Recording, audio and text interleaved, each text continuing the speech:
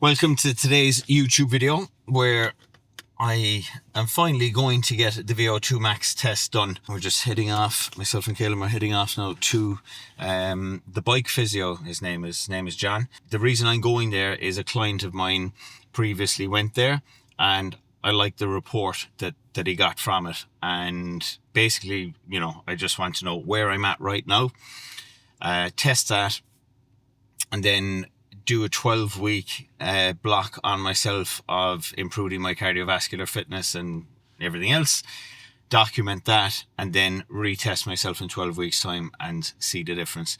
And what we're looking at here as well is basically how unfit am I as a 44-year-old person that looks with their top off, looks like they've, you know, has a six-pack and looks muscular. How actually fit am I? And that's what we're going to find out today.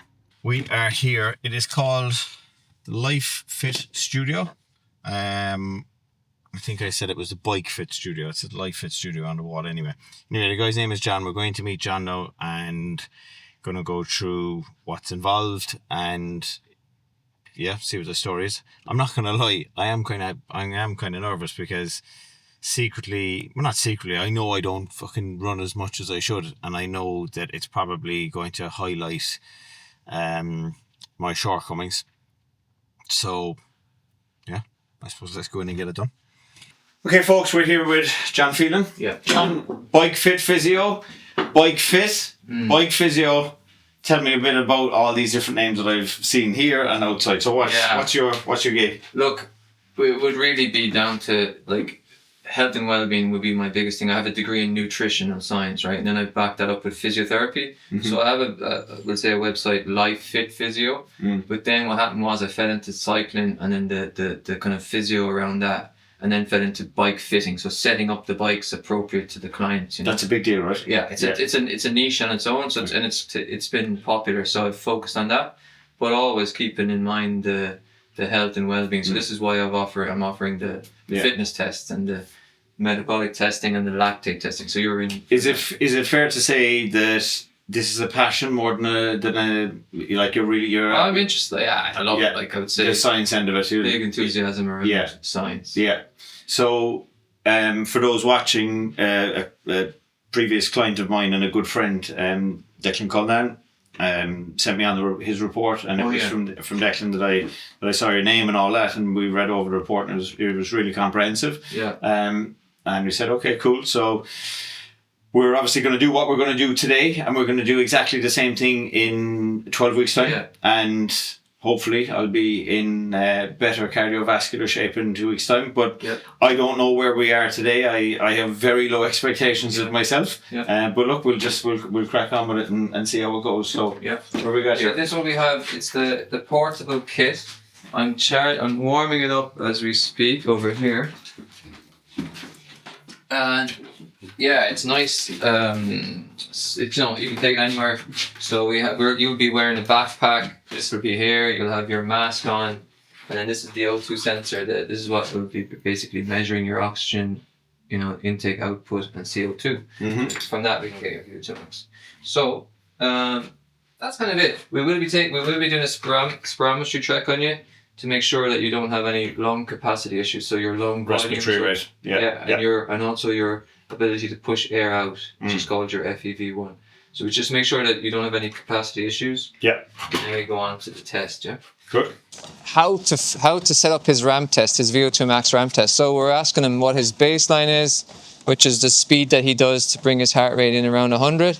And now we're looking for your 6 out of 10, Alistair. So do you think at that pace, if you were to hold that for 2 minutes, would you be on the verge of becoming uncomfortable, or do you think you're still very comfortable?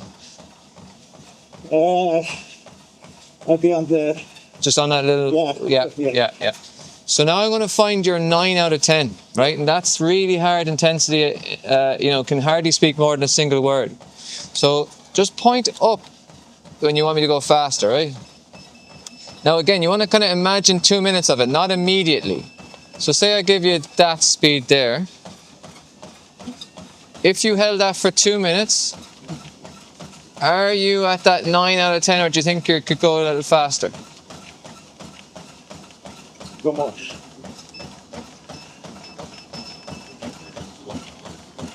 So we're not testing Alistair right now. We're just finding out his parameters.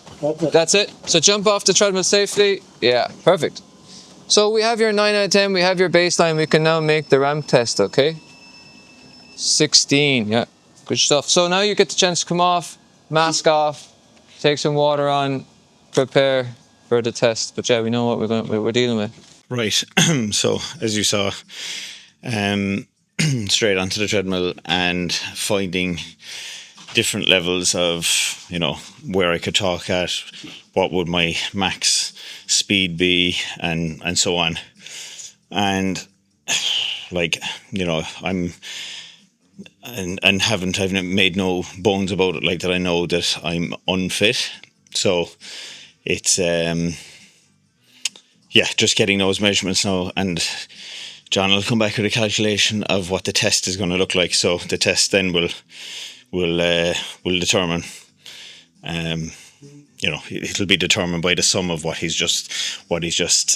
data he's just collected. So we're just going to take 5 minutes while he does his math equation on it, and get cracking on it.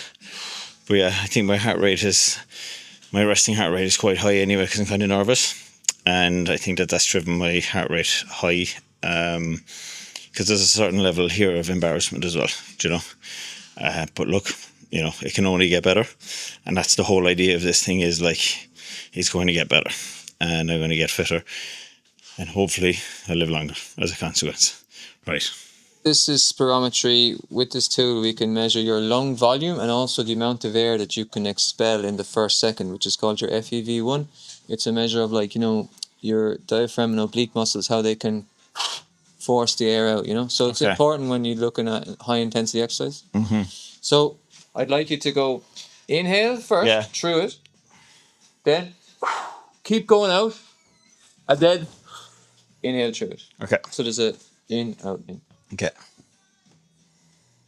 Go. Inhale through it. Close your nose. Keep going now until there's no air in the left, and then you inhale.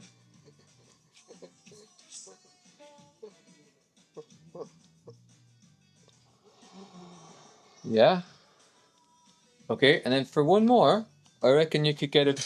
You could really, like, you know, really try and get as much out as you can. Go. And that movement is on the exhale. If you want, yeah. Okay.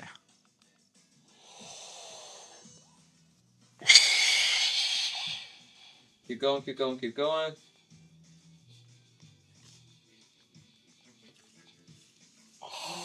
And inhale, right.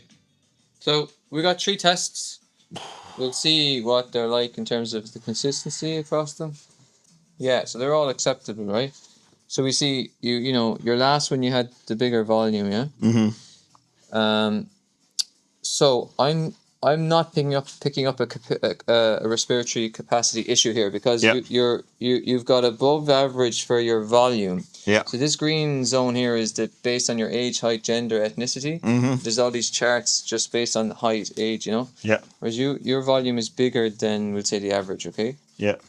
And you want to be getting out at least 80% of your volume in the first second. So you can see 82, 78, 78. So you're there. Yeah.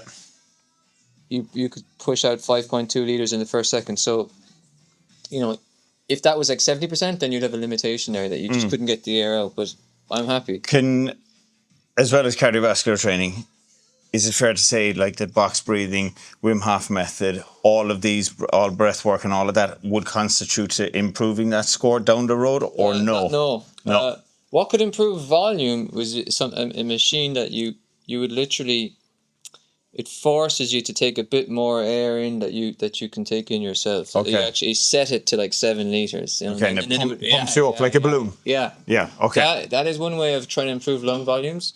If you had a lot of tightness in your thoracic spine and your ribs, that also could restrict lung volume, certainly. So you could, in terms of like box breath breathing, exercise, no, it's more like parasympathetic, sympathetic system. Okay.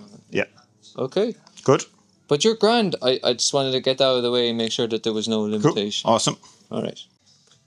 Yeah. Yeah. So let that go over the top. Go right all the way over. All right. And now, this sits up at the top there. And now pull those equally both sides. So you get the mask is going straight back here. I know we definitely want to seal here, so I'll make sure of that. But first I'll put this on. I've connected up this thing as well, so we can get some readings off that after. Okay, cool. So there's no need for me to start it on my phone? No, on your... Yeah. I don't think so. You won't need to. Yeah. Okay, so now here's how we know if there's any air getting out here. So if I block this exit here, so breathe out. It's a pretty good seal already. So I'd say just a bit tighter. A bit more. Before it gets too uncomfortable. Yeah, it's good. So from now on, no chatting, just breathe normally and I'll know then if it's calibrated correctly. There could be a bit of pre-test. Oh, I'm fucking nervous, yeah. Yeah. But you know yourself, this is all education. It's not about Exactly, it's not about getting Yeah. 16. You just get as far as you can and Yeah. Okay? Thanks, Robbie. Right, off you go. Walk. This is your warm-up. It's 3 minutes at this easy pace, okay?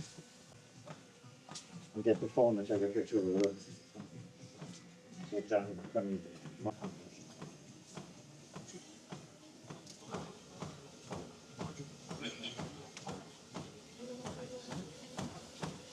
Yeah, I'd say jog, yeah. Good. 11.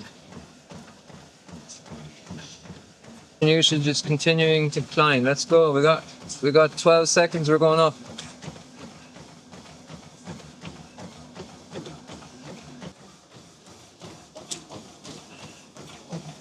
Excellent, Alistair. Come on now. We're going up in 10 seconds.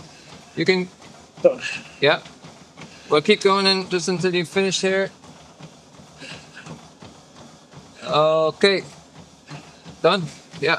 Okay, excellent. No, you did it well. Good test. We have your Vo2 Max. Because it leveled out. Keep the mask on, unfortunately. You're going to keep it on for 2.5 minutes. Just give me a thumbs up that you're okay. And you're not. Okay.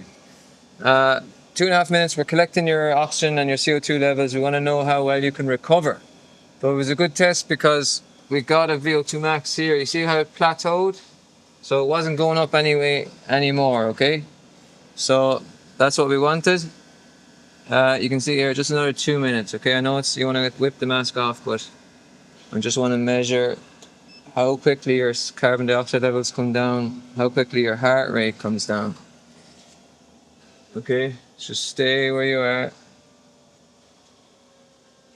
Heart rate did get up to 170, and now, almost a minute later, it's at 150. So that's only a drop of 20 beats. So there's big room for improvement there. You understand? So in a minute you only drop 20 beats. That'd be nice to get that up to 40 beats. You know, which would be a sign of aerobic fitness. Yeah. Yeah, we wanted above 1.2. It went up to 1.27. So I know you worked to a. I felt like getting sick. That's why I stopped. Yeah. You were producing a lot of lactate. Because that number tells me that. So, Yeah. So I'll leave you just catch your breath. We have another 50 seconds, and I get the mask off. You see the blue line? Like it's not going anywhere. Yeah. Right. Even in the last, you see that step there. So say like you're going at. That's miles per hour, but doesn't matter. I'll convert it to kilometers. Yeah. But you can see how it doesn't go. It doesn't start rising anymore. It's stuck. So even if you'd gone up another one. Yeah. It's just maintenance of this. It's that's pretty, the max. Yeah. And that's what you're after. So. And Vo2 Max, for those that are watching, going, what the fuck is Vo2 Max? Yeah, it is the maximum amount of oxygen that your body can utilize. So we're all breathing in the same amount of oxygen, but how much of it can we utilize? Per minute, is it? Per minute, per kg. Yeah. That's why you can make it relative to the person that's doing the test. But it's also, so it's involving your cardio, your respiratory, and your metabolism, like using the oxygen into the muscles. So there's 3 elements to Vo2 Max. That's why it's such a good indicator of longevity. Longevity, and this is obviously what we're after. I'm not looking to compete in a 10K or anything like that. I know that having a lot of muscle comes at a cost of longevity. Yeah. I've lost a lot of it, like I said, but what will give me the longevity and give me what I'm looking for is to get all this data. And one of the things that you're probably surprised by, and it's a thing that I need to work on as well, is my resting heart rate is very high. Resting heart rate, and then your ability to recover. So when you got up to 170, if after a minute of recovery you only went down to 150, you only dropped 20 beats. So that's a sign that you're not recovering quickly. Yeah, because I'm not used to it, right? You're not used to it, yeah. The other thing I wanted to say about VO2 Max, if you can get your score up into the 50s, there's such strong scientific studies now showing that if we can get into 50 in our 40s, 50s, and even hold on to it in your 60s, you're at like big time reduced risk of all-cause mortality. Yeah. Now, even in your 40s, yes, definitely, but they're just, you're trying to get into that kind of... This is so applicable to everybody on this planet, right? Yeah. There's no person that shouldn't be doing things like this.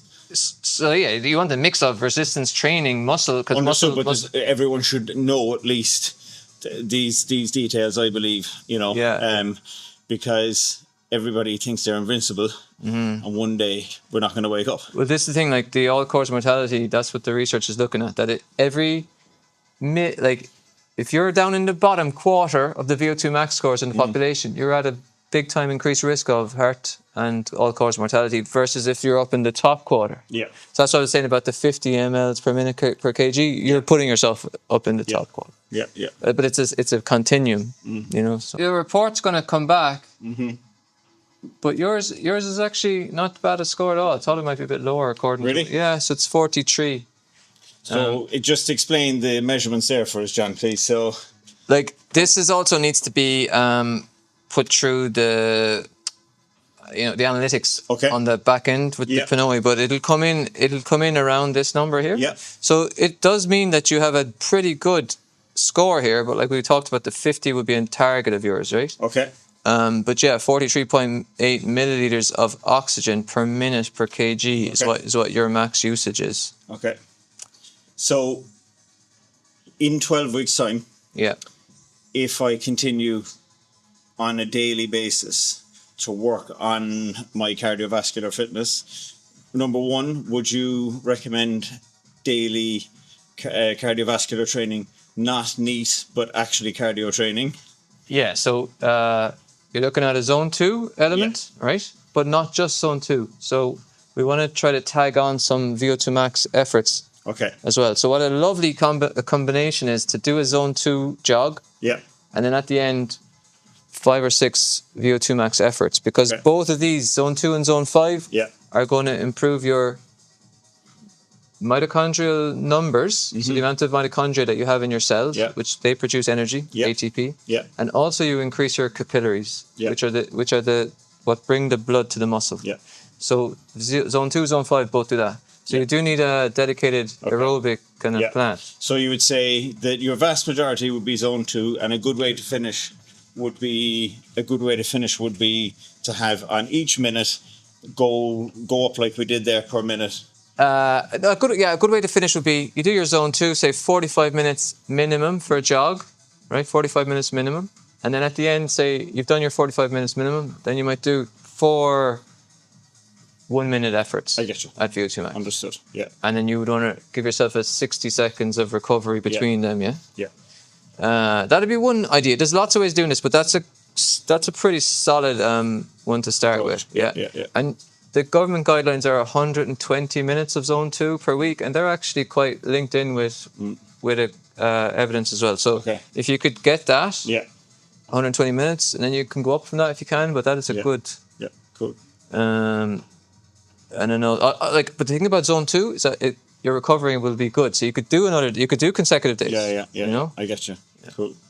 Okay. So, 12 weeks of that. What 12 kind of weeks, score do you think 12 we would weeks, be looking 12 at? weeks is not a massive amount, right? I know. And VO2 max, if you can go up 10, 15%, that's amazing, right? Okay. Yeah, especially in 12 weeks. But like we'll hopefully get a little jump, yeah? It's not going to go up by 12, you know what I mean? I want that score in 12 weeks' time to be 50 minimum. Yeah, that could be out of context because it may not. But if you get a jump on it, then you know that it was a successful campaign, you know? Yeah. And 12 weeks, yeah, that's minimum amount of time you'd need because you're trying to change physiology here, right? Okay. But it can be, yeah, it's a realist, like you can get a jump on it. Now, what was I going to say to you? We will also look at other things, right? Which I haven't gone into detail here, but in terms of like your fat usage, your zone 2, you can see here actually, the green line is your fat burn, fat usage. See here? Mm-hmm. So you're pretty good at, you're going to get a decent score in your report on fat burning efficiency because you can get up to 8 calories per minute there of fat burn, right? Is that because I'm in ketosis, do you reckon? I would say, yeah, it's something to do with diet as well, right? Yeah. Definitely. But then I saw then like quite a quick then drop off. Look, Glycogen? so then this is your carbohydrate, the purple line. This is the using glycogen, right? But then this is using fat. Now our body won't just pick one over the other. You can see that they're both, but there's quite a big range between them. So basically, yeah, you do like to prefer fat as a fuel source, which is what you'd expect from your diet, right? But then your crossover happens here at 6 miles per hour, and then it really just flattens out quickly. Okay. So when we see you in 12 weeks' time, we might see that this crossover happens a bit later on. Okay. You with me? Yeah. Because if zone 2 is going to enhance more ability to burn fats, and push the crossover out. So I may not be producing as many ketones as I could be. Well, what I would say is that you're able to run faster before the crossover happens. I get you. Do you understand? The crossover is inevitable, right? The crossover is inevitable because you can't expect to run fast and have fat burning. Fat burning will eventually become zero. See here? Yeah. And that means you're now crossing your threshold. You're starting to accumulate lactate. Yeah. Everybody on the planet, this happens. Yeah. But this crossover here, we might be able to push it out because you'll be doing more zone 2. Okay. And in fact, that is a kind of an indicator of the top of zone 2. The fat carb crossover. Yeah. Do you with me? That's really interesting. Yeah. So this is how you can give someone zones from this. Yeah. But it's not as good as a lactate test. You know about lactate? So, yeah. Because you're spending 4-minute increments. Gives you time to reach steady state. Mm-hmm. This is 1 minute. So I don't like to make zones from this. Do you understand? I understand. Yeah. But I can give you a rough. Yeah. Cool. Awesome. Okay, John, we're done. You've gone through the figures with me, and obviously there's a report going to be coming off that. You've given me a good insight into what we can see right now, but obviously the report is a little bit more accurate. But through your knowledge, you've a fair understanding of where we're going, and you've given me direction of what I want to do for the next 12 weeks. And you've also given me, I guess for me, a bit of a wake up call is if say like, hang on a second, you can't fix it in 12 weeks. Like this is a longer thing. Yeah. And it's exactly how I would tell someone, look, you can't expect in 90 days to change the rest of your life, but you can most certainly change how you show up in life. Yeah. And I guess this is, again, the naivety for me on something like this is just like, oh yeah, I'm gonna be fucking David Goggins in 12 weeks. It's not gonna happen. No, but like you said, it'll give you a new type of training. Yeah. And like that'll be the type of training you're going to need to just bring the Vo2 Max up over the course of the 12 months, and thereon afterwards. Yeah. So I think that this knowledge, and I think the intervention of like me being 44 now, and now is the right time for me in my life, and especially with the people I'm working with, to obviously sort my own affairs out. Yeah. But like to obviously I want to show people as well that the vulnerability of like me being scared. Coming here, it was clear to see that my heart rate was really high and all the rest of it, that when somebody's starting off something new, no matter what it is and how much you know about it, or they're coming to me in the gym and I know about it, like it's a daunting task to start with. So I felt that today. So it's nice for me to be humbled as well. And it puts me in the shoes of a lot of people that will come and look for help or assistance with me. Yeah. So what we'll do is we're going to wait for the report to come back. We'll have that in a couple of days. Yeah. I know what I need to do. Yeah, and I'll follow up with like a summary email, because the report is very detailed, but actually I like to summarize it in an email. Okay. Stuff with, like I said, about teaming up a zone 2 with a zone 5 kind of training session, easy jog followed by some efforts at the end. I'll summarize that in an email. And then also that'll give me a clearer guidance Yeah. and a clearer picture of how I'm going to. You have your own plans, but I'm sure this will just Yeah, well, look, Little added- this is your I'm gig, happy to- and I'm happy to, like, if you whatever you suggest. I mean, you know more about this than I do, and that's the thing I think about. And if we're putting this message out to anybody, it's somebody that's coming to anybody looking for help. The number one thing they have to be is coachable. Yeah. And just because I do my thing, I'm completely like, whatever you're saying on this, I trust you. Like, Yeah, man. So I can certainly get that across in the email, get you going. Yeah. And then and then like you said, we could come back here in 12 weeks, retest the VO2 Max, but we could also see those other metrics that we were looking at. The breath frequency. When you got up to high intensity, you weren't getting enough breaths in per minute. So we'll be looking at other metrics, but and as well my running style, softer feet, all of these things that will help me, go on a bit further. So listen, I can't thank you enough. Pleasure. Cool experience. Thanks, man. All right. Yeah. And talk to you soon, and we'll be back here in 12 weeks. Thanks for watching, guys. I hope you enjoyed the video. I'll leave John's links in the bio. Oh, nice one. Check him out, and see you on the next one. Ciao.